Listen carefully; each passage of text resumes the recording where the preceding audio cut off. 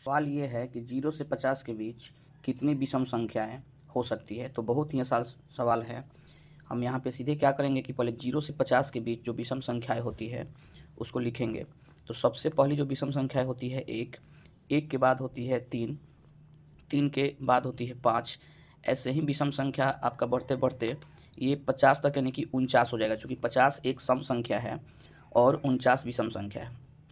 तो अब तो यहाँ से हम टोटल लिख के गिनेंगे तो बहुत समय लग जाएगा। तो इसका एक शॉर्टकट तरीका होता है निकालने का, जो क्लास 10th का एपी यानी समानांतर श्रेणी का क्वेश्चन है। बहुत ही आसान है, देखते हैं हम लोग। इसमें ए का मान दे दिया है, ए का मान है 1, ठीक है। और डी का मतलब होता है कि दूसरा पद में से जब हम पहला पद को घटाते हैं, यानी 3 में से 1 को घटाएंगे तो हमारा हो जाएगा 2, यानी ए का मान हो गया 1 और डी का मान हो गया 2। और यहाँ पे जो सबसे अंत में देता है इसे हम लोग कहते हैं अंतिम पद। तो अंतिम पद यानी कि अंतिम पद को हम लोग एल से सूचित करते हैं, यानी अंतिम पद दिया है 49। और आप लोग को पता होना चाहिए कि अंतिम पद का एगो एल का फॉर्मूला होता है, फॉर्मूला होता है A plus N minus 1 into D. तो यहाँ पे हो गया 49।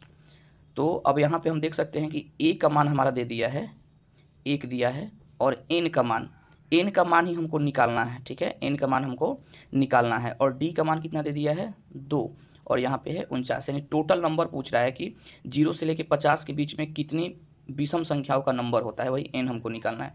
तो हम यहाँ पे देख सकते हैं कि यहाँ पे एन माइनस 1 है और इंटू में 2 है।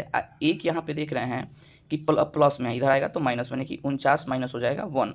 अब फिर यहाँ पे हो जाएगा एन माइनस 1 इंटू में 2 है, और यहाँ पे 49 में से 1 जाएगा तो यहाँ पे हो जाएगा 48 हो जाएगा।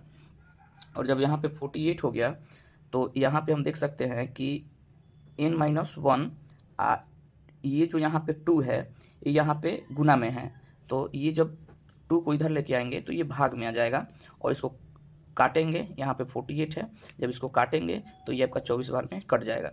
तो यहाँ पे n है और यहाँ पे 24 है, 1 इधर माइनस में है, इधर आएगा तो प्लस में, यानी n बराबर कितना हो गया 25। आई होप ये आप लोग को क्वेश्चन समझ में आया होगा।